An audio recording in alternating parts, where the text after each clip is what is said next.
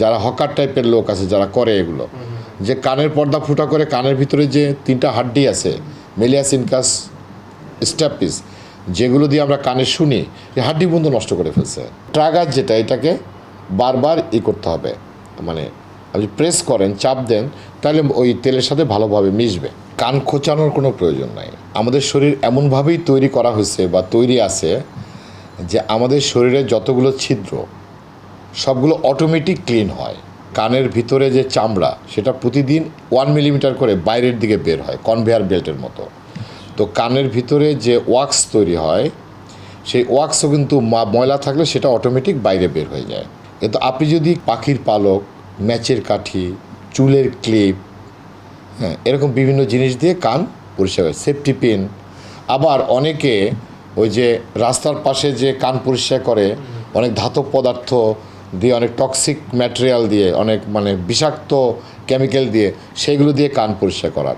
এর ফলে যেটা হয়, আপনি যখনই কানে কোনো কিছু দিয়ে ডিস্টার্ব করবেন, খোঁচাবেন, তখন কি হবে, কানের ভিতরে যে চামড়া থাকে এটা অত্যন্ত সংবেদনশীল।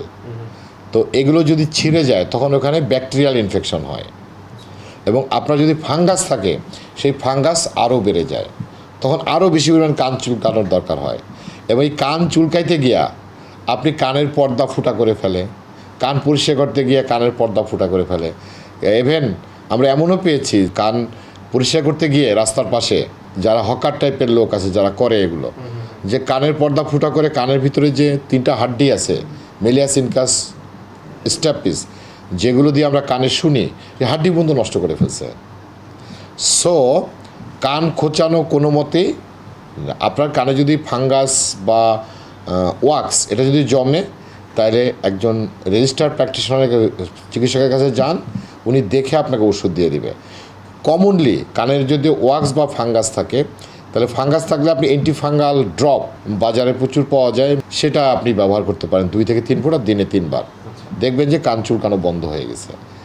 একই সাথে যদি আপনার কানে ওয়াক্স থাকে, অর্থাৎ বাদামি রঙের বা একটু লালচে রঙের যে ওয়াক্সটা থাকে, সেটা যদি হয়, তাহলে আপনি কানে অলিভ অয়েল দিতে পারেন 15 থেকে 20 ফোঁটা দিনে 3 বার, দিলে ওই তেলের সাথে ময়লাটা লেগে ময়লাটা বের হয়ে আসে।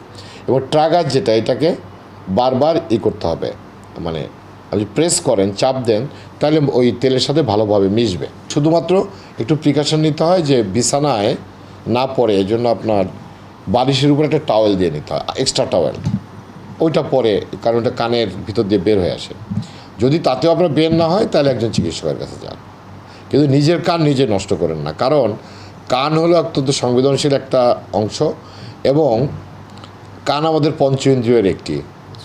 সো কান নষ্ট হলে আপনার কাছে মিউজিক বা কথা অর্থহীন, আপনি কমিউনিকেট করতে পারবেন, এবার আপনি চলতেও পারবেন না, চলতে আপনার অসুবিধা হবে, কারণ আপনি সাউন্ড লোকালাইজ করতে পারবেন না। কাজেই কান চুলকানো কোনো মতেই যৌক্তিক না, সেটা কটন বাড দিয়ে হোক আর যে কোনো কারণেই হোক।